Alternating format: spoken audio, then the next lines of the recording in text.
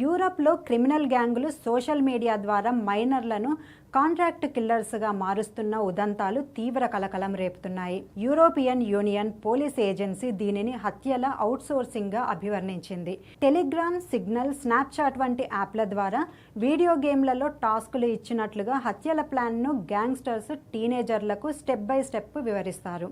ఆయుధాలు ఎక్కడ ఉన్నాయి, డబ్బు ఎక్కడ దాచారు, ఎవరిని ఎలా చంపాలో డిజిటల్ మ్యాప్లు, ఎన్స్క్రిప్టెడ్ మెసేజ్ల ద్వారా చేరవేస్తారు.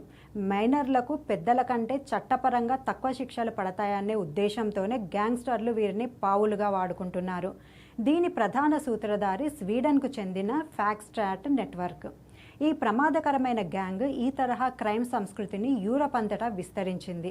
గ్యాంగ్ లీడర్ రావా మజీద్ ఇరాన్ రాజధాని టెహ్రాన్ నుండి ఈ నెట్వర్క్ నడుపుతున్నట్లు అంతర్జాతీయ పోలీసులు అనుమానిస్తున్నారు. ఆన్లైన్లో ఏజెంట్ 47 అనే పేరుతో యూరప్ యువతను ఆకర్షించి హిట్మెన్గా మార్చిన అలీ షహద్ అహ్మద్ అనే నిందితుడిని ఇటీవలే ఇరాక్లో అరెస్ట్ చేశారు. స్పెయిన్లోని అలీకాంటేలో కేవలం 15 ఏళ్ల బాలుడు టెలిగ్రామ్ ద్వారా ఇతర దేశాల మైనర్లను కిల్లర్లుగా నియమిస్తూ పిజ్జా ఆర్డర్ ఇచ్చినట్లుగా హత్యలకు ఆర్డర్లు ఇచ్చేవాడని స్పెయిన్ పోలీసులు వెల్లడించారు.